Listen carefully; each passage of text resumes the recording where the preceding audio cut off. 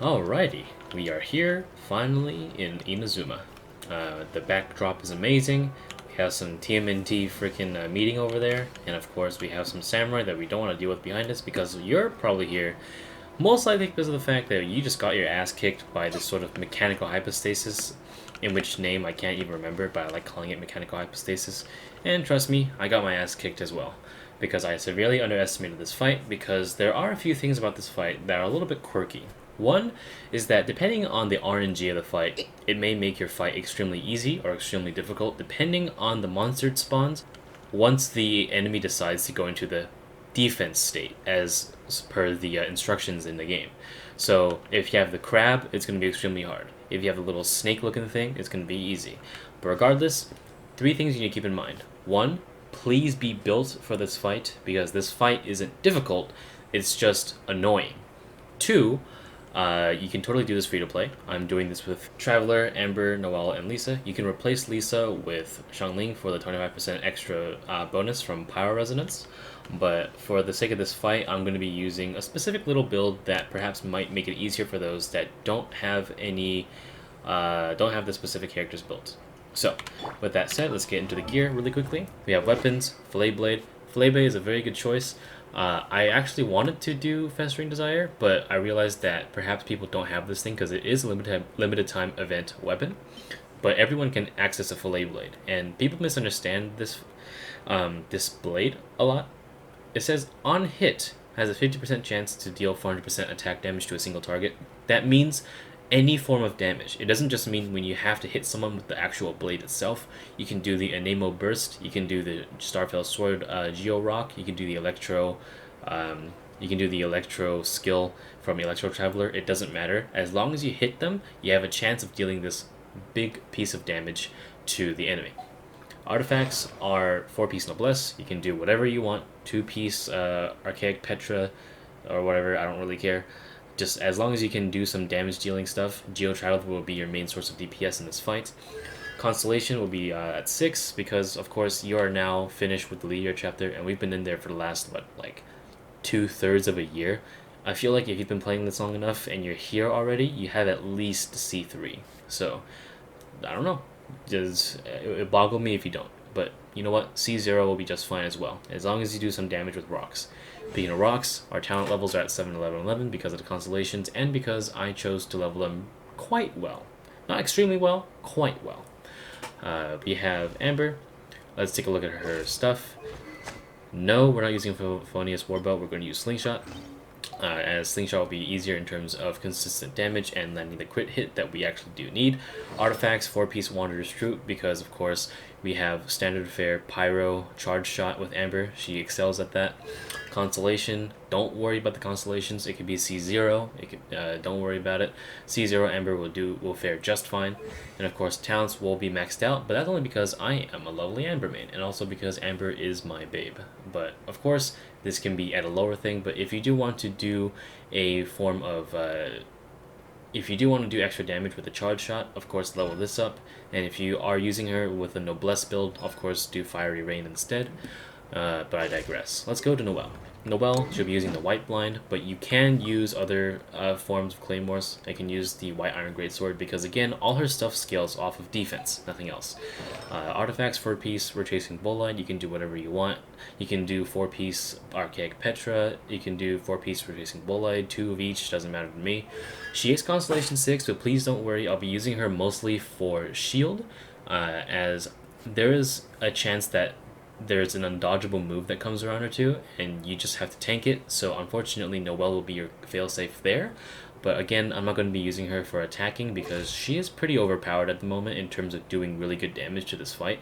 So I don't really want to make this fight unrealistic, I suppose. Talents, of course, are also maxed out, so again, that's why I'm not going to use her for damage. And of course, let's move on to Lisa. Lisa is actually not that well built. She has the Favonius Codex, which I'm going to take off and replace with the Mappa Mare. And I'm going to be putting 4-piece Instructor on her. You can do whatever you want, of course, but I like the extra Elemental Mastery because it increases the party members' Elemental Mastery, because I will be taking advantage of this when I down the boss. And Constellation at 2, but don't worry about it because the only thing that really matters is this thing, and of course, if you want, this thing. Most likely people have leveled Lisa for the meme. I don't know who hasn't, but then again, I'm kind of insane. So if you don't have Lisa built, just replace them with another character that you might have. Perhaps someone that you already have. Perhaps a Venti, Xiao, Kazuha, Diluc, whatever. Do what you want. So with that said, let's get into the fight. Don't forget that you can also eat some food.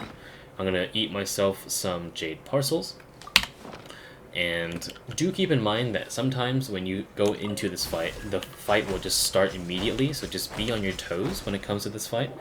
I suggest either starting with Traveler or Noelle, because you want to take care of the double Geo Resonance to do some extra damage while you have the chance. Alright, so let's drop a rock, and just use Amber to do some extra pyro damage. When he does the laser attack, you can go underneath him, and just do some extra damage. He can't hit you here, which is cool. And let's continue to watch where he's going to go. This is easy to dodge. Look for red and dash to one area, just like a scary horror game. If you see red, you do the opposite, which is look away from it.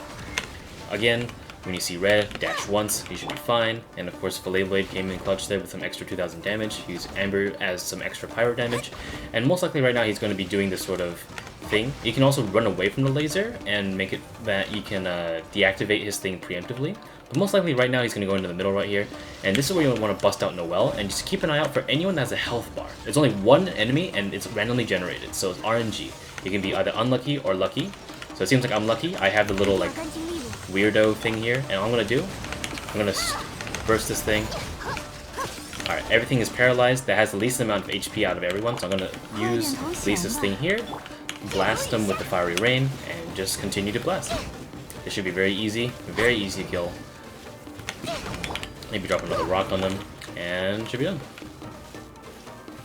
Take your time. Cool. So you can totally one-phase this boss, and maybe two-phase if you are a little bit more unprepared, but that was probably the best case scenario when it comes to this fight. There's other things that if you are too close to the boss, he might turn into a gigantic sword and swing to the right at you, so you're gonna have to dodge, get out of dodge out of that, or else you will actually get hit.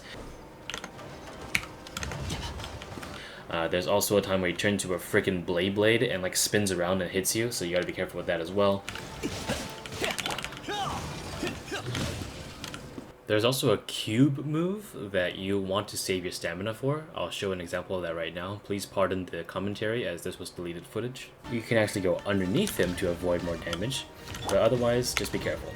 Also, this thing is very annoying. Learn how to stutter dash. Stutter dash. Oh, close. Okay.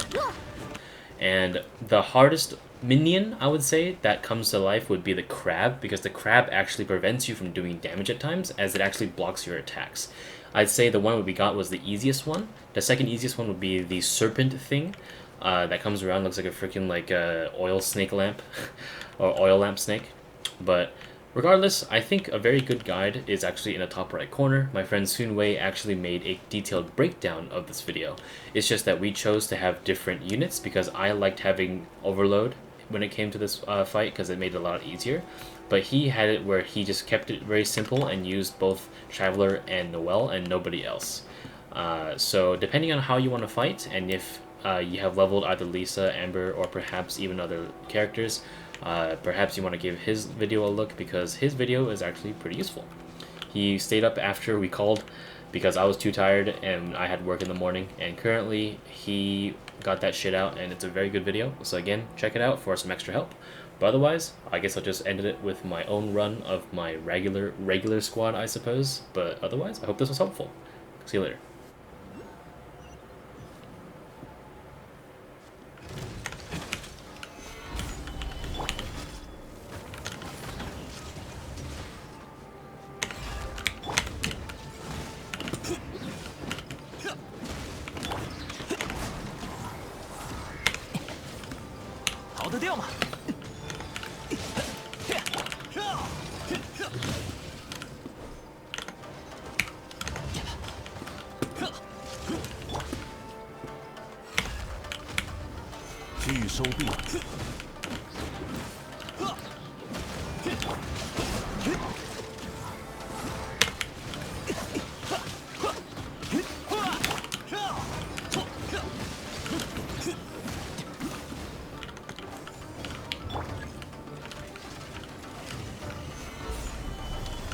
天动万象。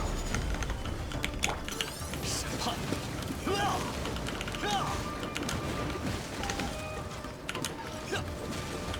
一剑之水。